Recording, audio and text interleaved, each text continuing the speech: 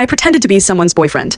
For one night, and now we're married. I was sitting at a bar downtown on a Friday night, minding my own business, and nursing a beer when a woman I'd never seen before walked up to me, grabbed my face, and kissed me. Not a peck, a full kiss that lasted 3 seconds, and tasted like wine and desperation. She pulled back, her hand still on my shoulders, and looked me directly in the eyes. "I'm so sorry," she whispered, "but I need you to play along, please." Before I could ask what the hell was happening, she turned around and smiled at a couple who just walked up behind her. "Mom, Dad, this is my boyfriend, the one I've been telling you about." Her mother was a stern-looking woman in a blazer who looked me up and down like she was calculating my net worth. Her father was tall and broad-shouldered, wearing an expression that said he was ready to interrogate me about my intentions. I should have said something. I should have told them this was clearly a mistake, that I'd never met their daughter before, that I was just a random guy at a bar who'd been ambushed by a kiss. Instead, I heard myself say, "Nice to finally meet you both. She's told me so much about you." The woman's grip on my shoulder tightened in what I assumed was gratitude. Her mother's expression didn't change. "Interesting. She hasn't told us anything about you, not your name, not what you do, not how you met. Nothing. That's because I wanted it to be a surprise." The woman said quickly, "I knew you'd be in town this week, and I wanted you to meet him in person, rather than just hearing about him over the phone." Her father crossed his arms. "And your name is?" I looked at the woman. She looked back at me with eyes that were equal parts pleading and panicked. We hadn't discussed a single detail of this fake relationship, and now I was supposed to have a name that matched whatever stories she'd invented. "Andrew," I said, picking the first name that came to mind. "Andrew Fletcher." "And what do you do, Andrew?" her mother asked. "I'm in software development, web applications mostly." That part was actually true. The woman seemed to relax slightly. "How did you two meet?" her father asked. The woman jumped in before I could answer. "At a coffee shop 3 months ago. I spilled my latte all over his laptop and felt terrible, so I insisted on buying him a new drink. We got to talking and she trailed off, looking at me to finish, and I asked for her number before she could leave. I continued. Best coffee shop accident of my life." Her mother's expression softened slightly, which I took as a good sign. Her father still looked skeptical. 3 months, he said. "That's not very long. Long enough to know she's special," I said, and the woman squeezed my shoulder again. We were improvising a relationship in real time and somehow not completely failing. Her mother checked her watch. "We have dinner reservations in 20 minutes. I assume you'll be joining us, Andrew." My beer was still half full on the bar behind me. I'd been planning to finish it, go home, and watch basketball. Now I was apparently going to dinner with strangers while pretending to date someone whose name I didn't even know.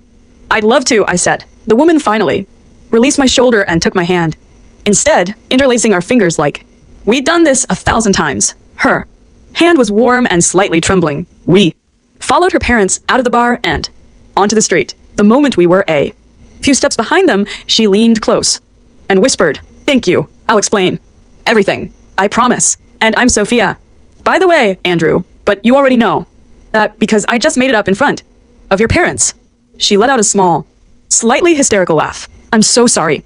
I panicked. They showed up 3 days early, and I wasn't prepared, and they kept asking about my boyfriend, and I didn't know what to do. So you grabbed a random stranger at a bar. You were the closest person who looked reasonably dateable. I didn't have time to be picky.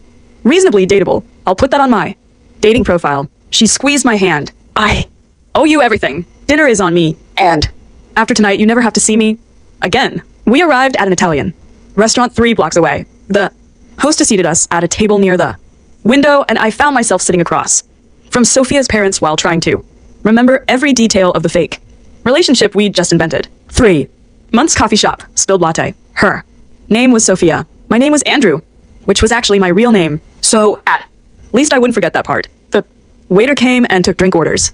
Sophia's father ordered scotch. Her mother ordered white wine. Sophia ordered red wine and looked like she wanted to drink the entire bottle. I ordered another beer and tried to look relaxed. "So, Andrew," Sophia's mother began once the waiter left. "Tell us about yourself. Where did you grow up?" "Illinois, small town outside Chicago. Moved here for college and stayed for work." "All true." I was accidentally being honest, which made the lying easier. "And your family?" "Parents are still in Illinois. One sister younger. She's a teacher." "Also true." This was the easiest fake relationship I'd ever been in. Do you see them often? Sophia's father asked. Few times a year, holidays. Mostly. We video call regularly though. Sophia was watching me with an expression I couldn't read. Grateful. Maybe, but also curious like she was. Learning about the person she was supposedly dating. What about your intentions with our daughter? Her father asked bluntly. Sophia choked on her water. Dad, we've been dating for 3 months. Can we not do the interrogation thing right now? I think it's a fair question, her mother said. You've been very secretive about this relationship. We're just trying to understand what's happening. I could feel Sophia tensing beside me. This was the moment where I could bail, make an excuse, end this charade before it went any further. Instead, I reached under the table and found her hand the same way she'd grabbed mine outside the bar. My intentions are to make her happy, I said. That's it. That's all I'm focused on right now. Sophia's hand tightened around mine. Her father studied me for a long moment, then nodded slightly. Good answer. The waiter returned with our drinks and took our dinner orders. The conversation shifted to safer topics. Sophia's mother talked about their flight in and their hotel. Her father asked about my job in more detail, and I explained web development in a way that made it sound more interesting than it actually was. Sophia jumped in, occasionally with comments that suggested she knew things about my work, my habits, my life. She was good at this better than I was. She referenced a fictional movie we'd seen together. Last week, she mentioned a restaurant we tried that had terrible service but amazing food. She built an entire relationship out of nothing, and I followed her lead, adding details that made sense, that felt real. By the time our entree arrived, I almost believed we'd been dating for 3 months. Her parents had relaxed considerably. Her mother even smiled when Sophia told a story about me supposedly trying to cook dinner for her and nearly setting off the smoke alarm. He's better at ordering takeout, Sophia said, squeezing my hand above the table now. Much better. Everyone has their strengths, I said. Her father actually laughed halfway through dinner. Sophia's phone rang. She glanced at the screen and her face went pale. Excuse me, I need to take this. She stood up and walked toward the restaurant entrance. Her mother watched her go with concern. Is everything all right? I'm sure it's fine, I said, though I had no idea I was flying blind through this entire evening. Her father leaned forward. Andrew, can I be honest with you? Of course. Sophia has had a difficult year. The breakup with her previous boyfriend was hard on her. We worry about her. She doesn't always make the best choices. I nodded, unsure what to say. I didn't know anything about her previous boyfriend or her difficult year, but tonight her mother added, seeing her with you, she seems lighter, happier. I don't know what you're doing, but keep doing it. The weight of their words settled on me. They genuinely cared about their daughter. They wanted her to be happy, and here I was helping her lie to them. Sophia returned a few minutes later, her expression carefully neutral. Everything okay? I asked. Fine. Just work stuff. But her hand was shaking when she picked up her wine glass. Something had rattled her with that phone call. After dinner, her parents announced they were heading back to their hotel. They had an early morning tomorrow and wanted to rest. Sophia's mother hugged her goodbye, then surprised me by hugging me, too. It was lovely to meet you, Andrew. I'm glad Sophia has someone who makes her happy. Her father shook my hand with a grip that was slightly too firm. Take care of her. I will. They left, and suddenly it was just Sophia and me standing on the sidewalk outside the restaurant. The performance was over. The curtain had closed. We were just two strangers. Again, I can't believe we pulled that off, Sophia said. She was still holding my hand, though I wasn't sure if she'd noticed. Your parents are terrifying. I know. I'm sorry you had to deal with that. Why did you need a fake boyfriend? I asked. What was so bad about telling them the truth? She let go of my hand and wrapped her arms around herself. The truth is, I broke up with my actual boyfriend 2 months ago, and I didn't tell them. They loved him. They thought we were getting married. When they asked about him on the phone last week, I panicked and said we were still together. So you invented a new boyfriend instead of just telling them you broke up? When you say it like that, it sounds insane, because it is insane. She laughed, a real laugh that made her eyes crinkle. I know. It's crazy, but they were so excited about visiting and meeting him, and I couldn't deal with disappointing them. Again, I disappoint them a lot. There was something in her voice that made me think this went deeper than just a breakup. Again, I asked. She looked away. I dropped out of law school last year. They were not thrilled. Then I quit my corporate job to freelance as a graphic designer, which they also hated. Then the boyfriend they actually approved of dumped me because I wasn't ambitious enough. So yeah, I have a track record of letting them down. Sounds like you have a track record of making choices for yourself instead of for them. She looked back at me, surprised. That's actually a nice way to put it. We stood there for a moment. Traffic passing by, the restaurant noise muffled behind us. Who called you during dinner? I asked. She hesitated. My ex. The one my parents think I'm still dating. What did he want? To tell me. He's engaged to someone he met 6 weeks ago. He wanted me to hear it from him. Before I saw it on social media, the pieces clicked together. So he dumps you for not being ambitious enough, then gets engaged to someone else 2 months later. Apparently, she's a corporate attorney. Very ambitious. Very approved of by everyone's parents. Her voice cracked slightly. I'm sorry, I said. That's awful timing. Timing has never been my strong suit. She pulled out her phone and checked the time. I should let you go. You've already done way more than any reasonable stranger should. Thank you, she said finally, for tonight, for going along with this ridiculous plan, for being a surprisingly convincing fake boyfriend. You're welcome. And for what it's worth, you're a very convincing fake girlfriend. She smiled. Can I buy you a real drink to make up for kidnapping you from that bar? I should have said no. I should have gone home. The night was over. The favor was done and we could both move on with our lives. Sure, I said. We walked back to the bar where this had all started and found 2 seats. At the end, Sophia ordered another glass of wine. I got another beer. So I said, tell me about the real Sophia, the one who isn't making up stories for her parents. She took a long sip of wine. The real Sophia is a mess. She's 28, lives in a studio apartment with many plants, and spends most of her time designing logos for startups that never take off. She has commitment issues and anxiety and a tendency to catastrophize everything. Sounds pretty normal to me. What about the real Andrew? Who is he when he's not pretending to be someone's boyfriend? I thought about it. The real Andrew is 30, works from home most days, and hasn't been on a date in 6 months because he's terrible at dating apps and even worse at meeting people in person.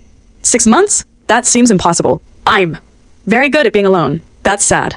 It's efficient. She laughed. You're weird. You grabbed a stranger at a bar and made him meet your parents. You don't get to call me weird. We talked for another hour. She told me about her ex-boyfriend, the lawyer who dumped her because she wasn't driven enough. I told her about my last relationship, which had ended because I worked too much and didn't make enough time for the person I was dating. She showed me some of her design work on her phone. I showed her the app one was currently developing for a client. Somewhere around 11 p.m., she checked her phone inside. I should probably go. I have a client meeting in the morning. Yeah, I should head home. 2. Neither of us moved. This was fun, she said. The dinner was stressful, but this part was actually really nice. We should do it again without your parents. She looked at me surprised. Are you asking me on a real date? Maybe. Is that weird given how we met? It's extremely weird, but also kind of perfect. She pulled out her phone. Give me your number. Real number this time. I gave it to her and she texted me immediately. The message said, hi, it's your fake girlfriend. I saved her contact and sent back, hi, it's your fake boyfriend. Who wants to be your real boyfriend? She read it and grinned. That's very forward. I spent 3 hours convincing your parents I'm dating you. Might as well make it real. We left the bar together. She hugged me goodbye on the sidewalk. And it felt different from earlier, less desperate, more genuine. Text me, she said. I will. I watched her walk to her car and I couldn't stop smiling. I'd started the night planning to watch basketball alone. I was ending it with a phone number and a date with someone I'd met in the strangest possible way. I texted her when I got home, made it back safely. Your parents didn't follow me. She responded immediately. They liked you. My mom texted me saying, you seem like a good influence. Should I be worried that I impressed your terrifying mother? Very worried. She's already planning our wedding. I laughed out loud. In my empty apartment, we texted for another hour before finally saying good night. The next morning, I woke up to a message from Sophia. Coffee? I promise not to spill it on your laptop this time. We met at the same coffee shop she'd invented for our fake origin story. She was wearing jeans and a sweater, her hair down instead of the style way it had been last night. She looked more relaxed, more herself. Fake boyfriend, she said when I walked up. Fakajirufrian. We ordered a coffee and found a table by the window. So how does this work? She asked. Do we keep pretending for your parents, or do we actually try this? I vote we try this. For real, with the understanding that we're both disasters who are terrible at relationships. That's the most honest first date proposition I've ever heard. She held up her coffee cup to being disasters together. I clinked my cup against hers to meeting in the weirdest way possible. We talked for 2 hours. She told me about growing up with high achieving parents who never understood her creative side. I told her about moving away from home to escape expectations. We discovered we'd both gone to the same college but never met. We both hated cilantro. We both loved terrible reality TV. When we finally left the coffee shop, she took my hand as we walked to our cars. Same time next week, she asked, how about dinner? Tomorrow? That's very eager. Already met your parents. Might as well skip the slow build-up. She laughed. Okay, tomorrow. We went to dinner the next night and the night after that. By the end of the week, we'd seen each other 5 times. It was fast, probably. Too fast. But there was something about starting with a lie that made the truth feel more important. We didn't have to play games or pretend to be less interested than we were. We'd already done the pretending part. 3 weeks in, Sophia's mother called her while we were having lunch together. Sophia put her on speaker. Mum. I just wanted to check in. How are things with Andrew? Sophia looked at me across the table. We talked about this, about whether to tell her parents the truth. Things are good. Really good, actually. I'm so glad your father, and I really liked him. He seems very grounded. He is. When are we going to see you two?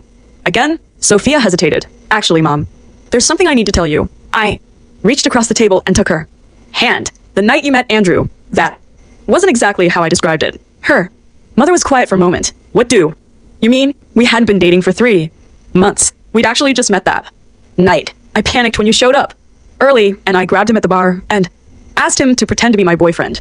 The silence on the other end lasted so long I thought the call had dropped.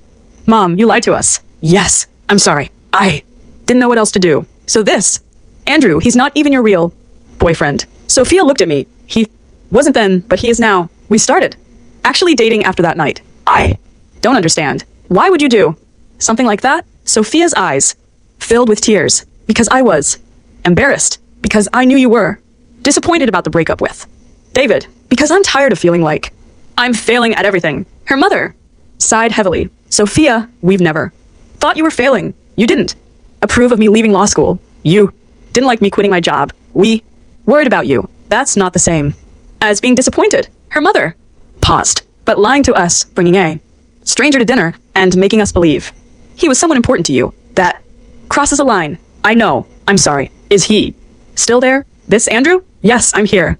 I said, can I say something? Go ahead. I squeezed Sophia's hand. What she did was impulsive and not well thought out, but her reasons for doing it came from a good place. She loves you both, and she didn't want to disappoint you. And for what it's worth, I'm glad she grabbed me that night because she's amazing and I wouldn't have met her otherwise. Another long pause. Then our dating now? This isn't another story. We're really dating, Sophia said. I promise. Well, her mother said slowly, I suppose the unconventional meeting makes for a better story than a coffee shop. Sophia let out a surprised laugh. You're not. No, I'm processing. Your father will have thoughts when I tell him, but no, I'm not mad. Confused? Yes. No. They talked for a few more minutes. Before hanging up, Sophia put her phone down and looked at me. I can't believe I just told her the truth. How do you feel? Terrified, relieved, like I might throw up. All reasonable responses. She laughed. Thank you for backing me up. That's what real boyfriends do. Her phone buzzed with a text from her father. Your mother just told me everything we need to discuss. Boundaries and honesty, but I'll admit, it takes courage to grab a stranger and ask them to meet your parents. You inherited that from me? Sophia showed me the message. My dad made a joke. That's his way of saying I'm forgiven. Over the next few months, we fell into a relationship that felt both new and familiar. We'd started with the pressure of a fake 3-month relationship, so the real one felt easier by comparison. No. Pretending, no games, just 2 people who'd met in the strangest way and decided to see where it went. Her parents came to visit again 3 months after that first dinner. This time, there was no lying, no pretending, just an actual relationship with actual history. At dinner, her father asked me, so, Andrew, looking back, would you have done anything differently that first night? I thought about it. I probably should have asked more questions before agreeing to meet you. But no, I wouldn't change anything. It worked out that it did, he said. raising his glass. Her mother asked Sophia the same question. Would you grab a stranger at a bar again if you could go back? Sophia looked at me and smiled only if I knew it would be him. 6 months after we started dating, we moved in together. Her studio apartment was too small for both of us and all her plants, so we found a 2-bedroom that fit us both. My parents flew in to help us move and to meet Sophia. My mom pulled me aside while we were unpacking boxes. She's wonderful. I like her. I like her, too. How did you two meet? Again, you were vague on the phone. I told her the truth. The whole story from the kiss at the bar to the dinner with her parents to how it all became real. My mom laughed so hard she cried. That's the most ridiculous meet cute I've ever heard. I know, you're gonna have to tell that story at your wedding. We're not engaged yet, Mom. She gave me a look. Yet she was right. Of course, I knew within the first few weeks that Sophia was different, that this was different. 1 year after the night at the bar, I took Sophia back to that same spot where she'd first kissed me. The bartender who'd been working that night was there again. I'd called ahead to arrange things. What are we doing here? Sophia asked, recreating our origin story. Except this time, I'm the one who's going to surprise you. I got down on one knee right there in the bar. People turned to look. The bartender was recording on my phone like I'd asked. Sophia, a year ago, you grabbed me at this bar and made me pretend to be your boyfriend. You dragged me to dinner with your parents and made me lie about how we met and created this whole fake relationship out of nothing. She was already crying, and somehow that fake relationship became the most real thing in my life. So I'm asking you now, in the place where this all started, will you make this permanent? Will you marry me? She didn't even let me finish before she said yes. The bar erupted in applause. The bartender handed me my phone with the video. Sophia pulled me up and kissed me the same way she had that first night, desperate and real and perfect. The engagement brought a new challenge, planning a wedding while explaining to every vendor how we met. So you grabbed him at a bar and made him meet your parents? Our wedding planner asked, trying not to laugh. Basically, Sophia said, and then you actually started dating. We figured we'd already done the hard part. Might as well make it real. The planner shook her head, smiling. That's either the most romantic or most insane thing I've ever heard. Can it be both? I asked. For our engagement photos, we went back to that bar. The photographer had us recreate the moment Sophia grabbed me, complete with a shocked expression on my face. These are going to be interesting wedding photos, the photographer said. Good, Sophia replied. Normal is overrated. We sent the engagement announcement to friends and family with one of those photos and a caption that read, started with a lie, ended with a yes. My college roommate called me immediately. Dude, this is the girl from the bar story. You're actually marrying her? I am. That's insane. I know. I love it. Can I tell that story at your wedding?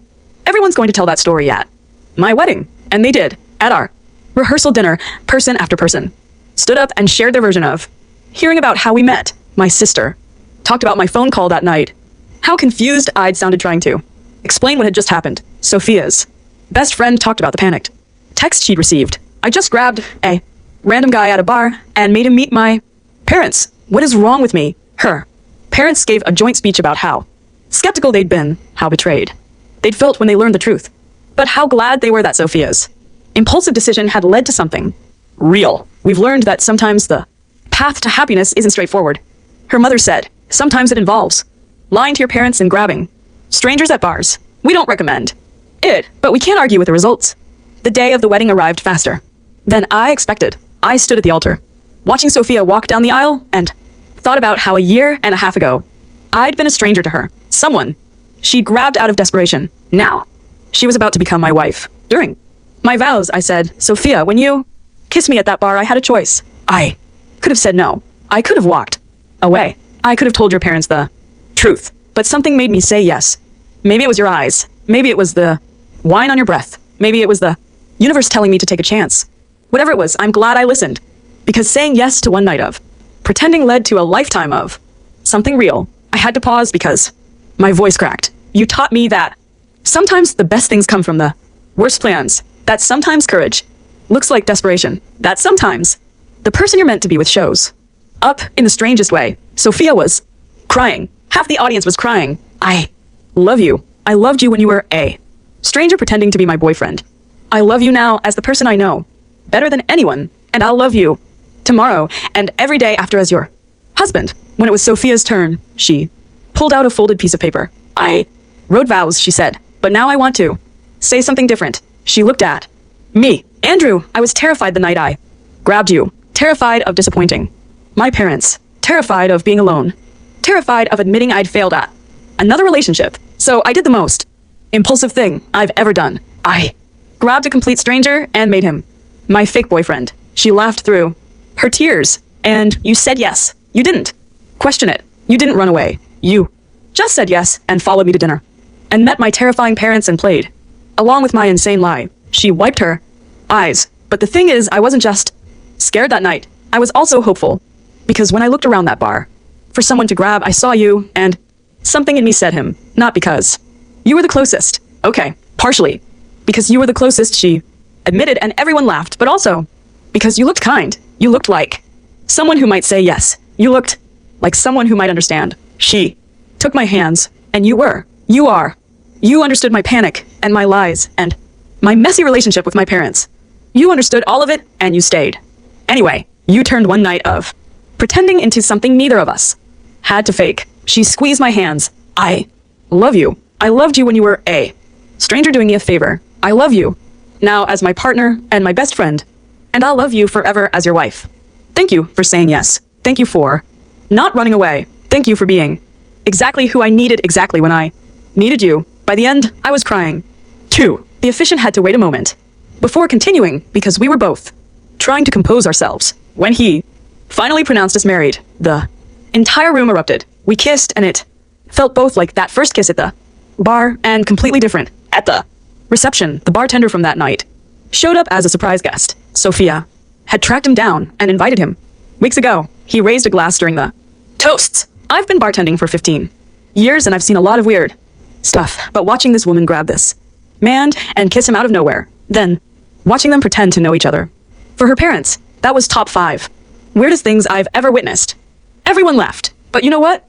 I've also never seen two people look at each other the way these two did. Even that first night when they were pretending there was something real there from the start. They just had to figure it out. He raised his glass higher to Andrew and Sophia. May your marriage be as unexpected and perfect as your first meeting. We danced until our feet hurt. We took photos with everyone we loved. We cut a cake that had a tiny fondant figure of a couple at a bar on top, complete with a woman grabbing a man's face. Sophia's idea, obviously. My best man gave a speech about how I'd called him that night. He said, and I quote, I just met a girl who either thinks I'm her boyfriend or is having some kind of episode. I'm not sure which, but I think I like her.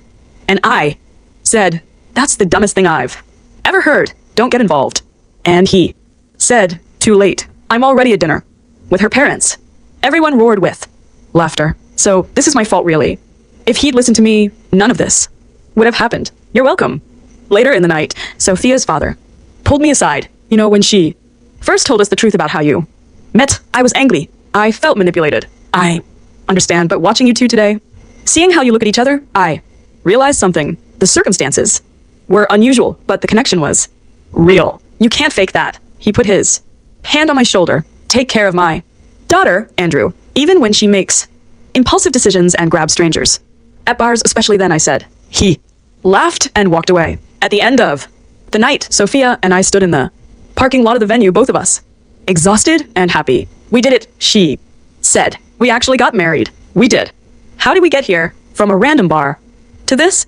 I pulled her close. You grabbed me. I said yes. Everything else just followed. Best impulse decision I ever made. Best yes I ever got. We drove to a hotel near the airport. We were flying to Italy for our honeymoon in the morning. But before we left, before we started that next chapter, we made one more stop. We drove back to the bar. It was late, almost midnight, but the place was still open. We walked in and sat at the same spots where we'd first talked.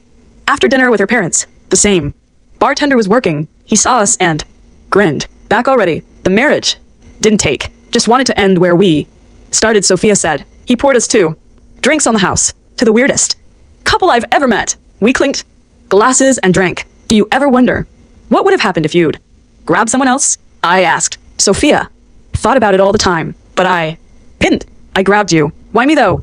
Really? She looked at me for a long moment. Honestly, you were smiling. Not at anything in particular, just smiling.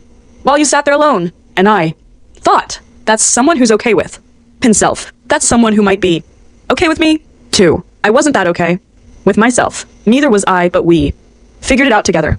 We finished our drinks and left the bar one last time as a married couple. As we walked to the car, Sophia stopped and looked back at the entrance. Thank you, she said. For what? For being at that bar. For being the person I grabbed. For saying yes when you could have said no. I kissed her. Thank you for grabbing me.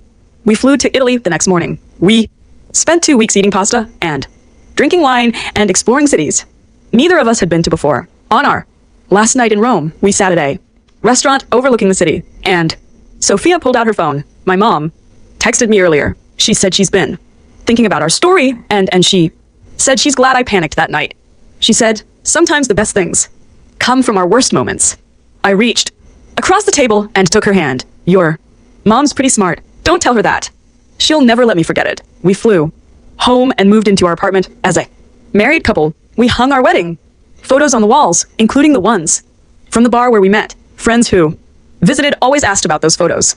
We told the story every time, and it never got old. 6 months after the wedding, Sophia got a call from a podcast that focused on unusual love stories. They'd heard about us through a mutual friend and wanted to interview us. Should we do it? She asked. Why not? We've already told everyone we know. We spent an hour on the podcast telling our story. The host kept laughing in disbelief. So you just grabbed him without any plan? Without any plan, Sophia confirmed. And you just went along with it? He asked me. I did.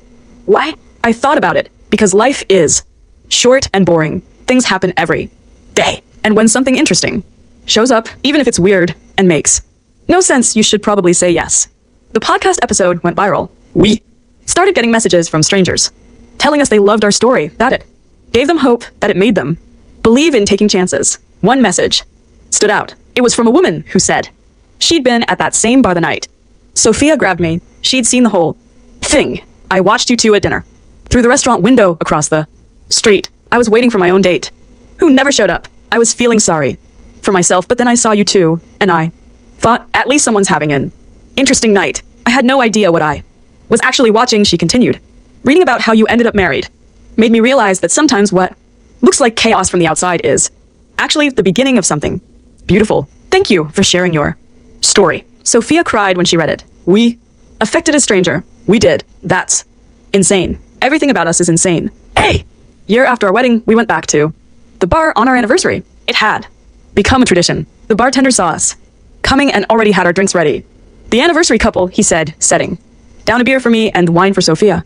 Year 1. How's married life? Weird and wonderful, Sophia said. Same as everything else about us. We sat at our usual spots and toasted to surviving a year of marriage. Do you think we'll still be doing this in 10 years? Sophia asked. Coming back here every anniversary? I hope so. What about 20 years? 50? I looked around the bar. As long as this place is still standing. Yeah, I think we will. She leaned her head on my shoulder. Good. I like our traditions, even the weird ones. Especially the weird ones. 2 years after our wedding, Sophia announced she was pregnant. We were sitting at home when she told me, and I immediately suggested we go to the bar to celebrate. We're celebrating at the place where I ambushed you. Where else would we celebrate? We went that night. The bartender congratulated us and gave us sparkling cider instead of our usual drinks. This place is going to be in your kid's origin story. He said, how do you feel about that? Proud. Sophia said, our kid is going to have the weirdest how did mom and dad meet story of anyone in their class. When our daughter was born, we named her Grace.